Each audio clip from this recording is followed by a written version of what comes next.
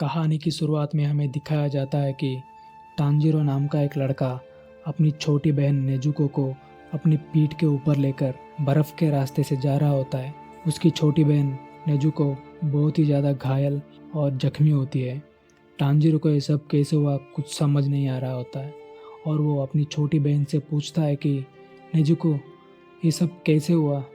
मरना मत नेजुको, चाहे कुछ भी हो जाए तुम्हारा बड़ा भाई तुम्हें किसी भी हालत में बचा के ही रहेगा, तुम मरना मत। उसके बाद के सीन में हमें दिखाया जाता है कि टांजीरो कोयले को लेकर निकल ही रहा होता है, तभी उसकी माँ घर के अंदर से आती है और टांजीरो के मुंह पे ऊपर लगी धूल को पोंछते हुए कहती है कि इतनी ख़राब मौसम में तुम्हें जाने की कोई ज़रूरत नहीं है। पर टांजीरो चाहता था कि न्यू ईयर आ रहा है और उसका पूरा परिवार पेट भर कर खाना खाए, इसीलिए वो जितना हो सके उतना कोयला बेचना चाहता है। ये बात सुनकर उसकी माँ बहुत ही ज़्यादा खुश हो जाती है। तभी टांजीरो की एक छोटी बहन और एक भाई आकर कहते हैं कि हम भी तुम्हारे साथ चलेंगे भैया।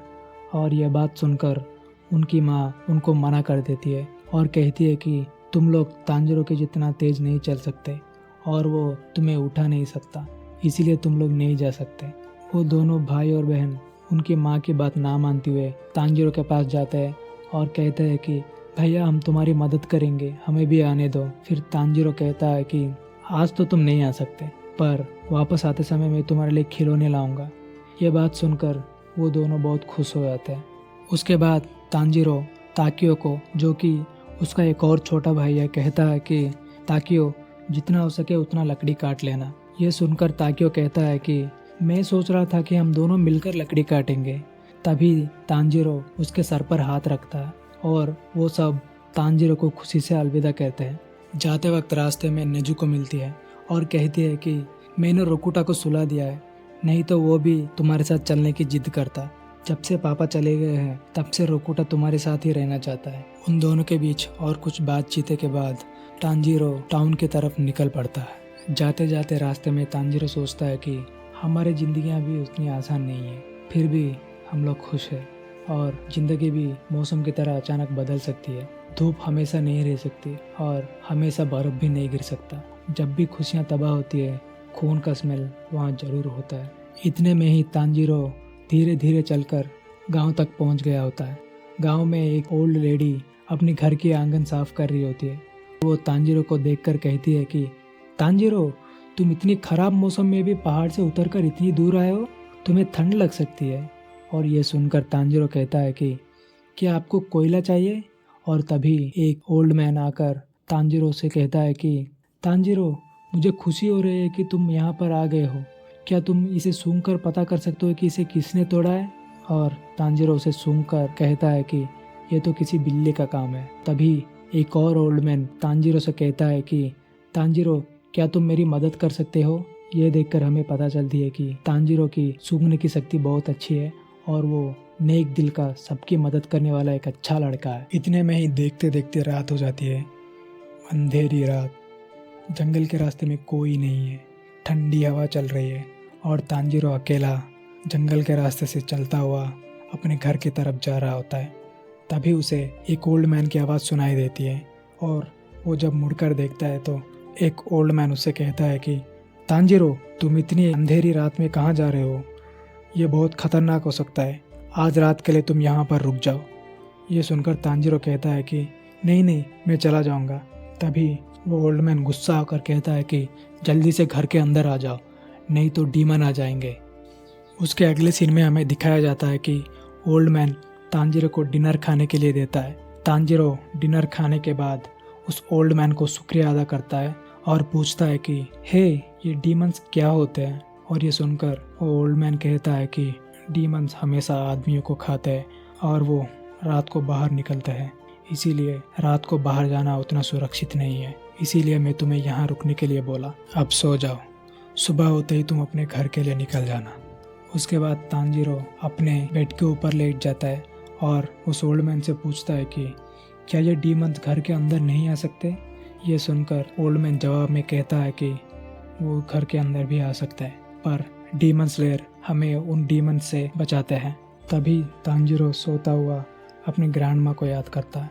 वो भी हमेशा डीमंस के बारे में कहानियाँ सुनाई करती थी, पर तांजीरो उन सब बातों में ज़्यादा यकीन नहीं करता। अगले सुबह होते ही तांजीरो ओल्ड मैन को अलविदा कहकर अपनी घर की तरफ निकल पड़ता है। जंगल के रास्ते से अकेला धीरे धीरे अपनी घर की तरफ बढ़ रहा होता है। तभी वो एक जगह पर रुक जाता है। उसे खून का खुशबू आने लगता है। जब वो घबराकर अपने घर की तरफ भागता है तो वो जो देखता है वो देखकर वो चौंक जाता है। वहाँ पर नेजुको और रोकुटा दोनों घायल होकर ज़मीन के ऊपर पड़े होते हैं। वो भागता हुआ नेजुको की तरफ जाता है और उसे पूछता है कि नेजुको, क्या हुआ? ये सब क्या हो रहा है? तुम लोग यहाँ पर ऐसे क्यों पड़े हो? पर कोई जवाब नहीं आता। जब वो धीरे धीरे अपने घर की तरफ देखता है तो उसके रोंगटे खड़े हो जाते हैं। घर के अंदर उनके सारे लोगों का लाशें पड़े होते हैं। ये देखकर तांजीरो बहुत ही ज़्यादा डर जाता है। उसके बाद तांजीरो नेजुको को अपनी पीठ के ऊपर उठाकर भागने लगता है टाउन की तरफ, क्योंकि सिर्फ नेजुको की बॉडी ही अभी तक गर्म थी। इसका मतलब वो जिंदा थी। तांजीरो भागता भागता सोचता है कि ये सब कौन कर सकता है? क्या ये सब किसी भालू ने किया है या फिर किसने किया है ये सब? कुछ देर बाद तांजीरो थक जाता है। अभी भी उसे बहुत सारा रास्ता तय करना है। उसे सांस लेने में भी तकलीफ होती है। फिर भी वो नेजुको को बचाने के लिए भागता ही रहता है। तभी नेजुको उठ जाती है। अजीब सा बिहेव कर तांजीरो को एक धक्का मारती है, जिससे वो दोनों खाई के अंदर गिर जाते हैं। पर स्नो के ऊपर गिरने की वजह से तांजीरो बच जाता है। जब वो उठकर आसपास नेजुको के लिए ढूंढने लगता है, वो देखता है कि नेजुको कुछ दूरी पर एक पेड़ के नीचे खड़ी है। तांजीरो नेजुको की तरफ बढ़ने लगता है और तभी नेजुको तांजीरो के ऊपर हमला कर देती है। नेजुको की चेहरा अब बिल्कुल भी बदल चुकी होती है। उसका स्मेल भी अब ह्यूमन जैसा नहीं रहा। ये देखकर तांजीरो समझ जाता है कि नेजुको अब एक डीमन बन चुकी है। उसकी साइज भी धीरे धीरे बढ़ने लगती है और उसकी ताकत भी धीरे धीरे बढ़ने लगता है। ये सब देखकर तांजीरो को बहुत गिल्टी फील होता है। वो सोचता है कि ये सब मेरी गलती है। अगर मैं उस दिन उस ओल्ड मैन के घर पर नहीं रुका होता तो आज मेरा परिवार शायद जिंदा होता। ये सब मेरी वजह से हुआ है। और ये सोचकर तांजीरो रोने लगता है। तांजीरो को रोते हुए देखकर नेजुको भी रोने लगती है। इसे देखकर पता चलता है कि नेजुको के अंदर अभी भी एक इंसान बचा है। तभी दूर से एक आदमी हवा की तेज़ी से भागता हुआ आकर अपनी तलवार से उन दोनों पर हमला कर देता है। तांजीरो किसी तरह अपनी बहन को बचाता है और एक पेड़ के नीचे वो दोनों गिर जाते हैं। तभी तांजीरो उस आदमी से पूछता है कि कौन हो तुम? पर वो आदमी कोई जवाब नहीं देता। उसके बाद तांजीरो उसकी तलवार की ओर देखता है। उसकी तलवार के ऊपर लिखा है कि डिस्ट्रॉय डीमंस। ये देखकर तांजीरो को समझ आ जाता है कि ये एक डीमन स्लेयर का मेंबर है और वो नेजुको को मारने के लिए आया है। वो आदमी तांजीरो से पूछता है कि तुम उस चीज़ को क्यों बचा रहे हो? ये सुनकर तांजीरो कहता है कि ये मेरी बहन है। ये सुनकर वो आदमी कहता है कि क्या तुम इस चीज़ को अपनी बहन बुलाते हो? और उन दोनों के ऊपर फिर से हमला कर देता है। तांजीरो अपनी बहन को बचाने के लिए छुप जाता है, पर वो आदमी नेजुको को अपनी कब्जे में ले लेता है और उसे मारने की बात करता है। ये बात सुनकर तांजीरो बहुत डर जाता है और उसे समझाने की कोशिश करता है कि नेजुको ने किसी को भी नहीं मारा है। नेजुको किसी इंसान को मार ही नहीं सकती। वो मेरी बहन है। हमारे घर पर एक और स्मेल आ रहा था, शायद वो हमारी परिवार को मार डाला है। नेजुको ने किसी को भी नहीं मारा। मुझे नहीं पता कि नेजुको ऐसा कैसे बनी है। ये सुनकर वो डीमन स्लेयर बताता है कि नेजुको के खून में उस डीमन का खून मिल गया है, इसीलिए ये भी अब डीमन बन चुकी है। इसी तरह ये डीमंस बढ़ते हैं, इसीलिए मुझे अब इसे मारना ही पड़ेगा। इसी पे तांजीरो बोलता है कि नेजुको कभी किसी इंसान को नहीं मार सकती। ये बात सुनकर डीमन स्लेयर बोलता है कि क्या तुम मजाक कर रहे हो? अगर मैं यहाँ पर टाइम पे नहीं आया होता तो ये तुम्हें ही मारने वाली थी, इसीलिए मुझे इसे मारना ही पड़ेगा। ये बात सुनकर तांजीरो कहता है कि नहीं, प्लीज उसे छोड़ दो, मैं उसे फिर से इंसान बना के ही रहूंगा। ये बात सुनकर डीमन स्लेयर कहता है कि अगर कोई इंसान एक बार डीमन बन जाता है तो वो कभी इंसान नहीं बन सकता। अपनी घुटनों पर गिरकर उस डीमन स्लेयर को भीख मांगता है कि मेरी बहन को छोड़ दो, मेरी बहन को छोड़ दो।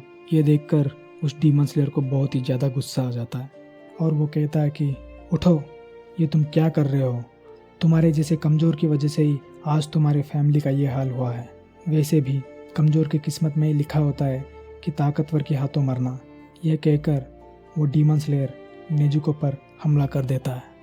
ये देखकर तांजीरो को बहुत ही ज़्यादा गुस्सा आ जाता है। तांजीरो उस डीमन स्लेयर के ऊपर एक पत्थर फेंकता है। तभी बर्फ़ की हवा चलती है। उस हवा के अंदर तांजीरो उठकर अपनी कुल्हाड़ी को लेकर डीमन स्लेयर की तरफ एक पेड़ के पीछे से जाता है। वो वहाँ पर एक और पत्थर फेंकता है और डीमन स्लेयर की तरफ सीधा हमला करने निकल पड़ता है। तभी डीमन स्लेयर एक ही बार में तांजीरो को बेहोश कर देता है और देखता है कि तांजीरो के हाथ में कुल्हाड़ी नहीं है। वो सोचता है कि कुल्हाड़ी कहाँ गया। तभी कुल्हाड़ी हवा में से आकर पेड़ से टकराता है। डीमन स्लेयर बार बार बच जाता है। तांजीरो उसे अटैक करने से बिल्कुल पहले ही उस कुल्हाड़ी को हवा में डीमन स्लेयर की तरफ फेंक दिया था। ये सब देखकर नेजुको को बहुत ही ज्यादा गुस्सा आ जाता है और वो उस डीमन स्लेयर को एक धक्का मारती है और तांजीरो की तरफ बढ़ने लगती है। ये देखकर डीमन स्लेयर बहुत ही ज्यादा डर जाता है। वो सोचता है कि नेजुको अब तांजीरो को मार डालेगी, पर नेजुको ऐसा नहीं करती। नेजुको तांजीरो को बचाने के लिए उस डीमन स्लेयर के ऊपर ही अटैक कर देती है। पर डीमन स्लेयर को एक बात याद आती है। उसने बहुत दिन पहले सुना था कि डीमंस किसी को भी मार डालेंगे, उनकी फैमिली के सदस्यों को भी। पर ये तो उसे बचाने में लगी पड़ी है। शायद ये दोनों अलग हैं। ये सोचकर वो डीमन स्लेयर एक ही बार में नेजुको को भी बेहोश कर देता है। तभी तांजीरो अपने सपने में अपने परिवार को देखता है। उसकी माँ कहती है कि हमें माफ़ कर दो, हम तुम्हारे साथ नहीं रह सके, तुम नेजुको का ख्याल रखना। तभी झट से तांजीरो उठ जाता है और देखता है कि नेजुको उसके बगल में बेहोश होकर पड़ी है। तांजीरो को उठते हुए देखकर डीमन स्लेयर कहता है कि क्या तुम उठ गए? अब जितनी जल्दी हो सके उतनी जल्दी माउंट सगिरी जाओ। वहाँ पर तुम्हें एक ओल्ड मैन मिलेगा जिसका नाम साकाउंजी उरोकोडाकी है। उसे कहना कि गियू टोमियोका ने तुम्हें भेजा है। अब बादल है, तुम्हारी बहन अब सुरक्षित है, पर ध्यान रखना इसके ऊपर कभी भी धूप नहीं पड़नी चाहिए। यह कहकर वो डीमन स्लेयर वहाँ से चला जाता है। अगले सीन में हमें दिखाया जाता है कि तांजीरो और नेजुको अपनी परिवार के कब्र के पास खड़ा है।